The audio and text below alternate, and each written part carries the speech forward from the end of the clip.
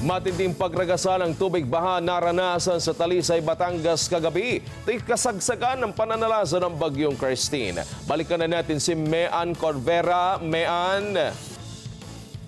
Wedge, nakuna ng video ang pagragasa ng tubig baha na may kasamang putik sa kasagsagan niyan ng pananalasa ng bagyong Christine sa Talisay, Batangas kagabi. Dahil sa lakas ng agos ng tubig, tinangay pa ng tubig ang ilang sasakyan. Halos umabot rin sa ikalawang palapag ng mga bahay sa barangay Sampaloc Beach sa Talisay ang taas ng tubig baha. Pagkatapos ng baha, ito na ang tumambad kaninang umaga sa mga residente. Gabundok na mga naputol na puno ng kahoy at halos magkakapatong na ang mga sasakyan at truck na tinangay na malakas na agos ng tubig.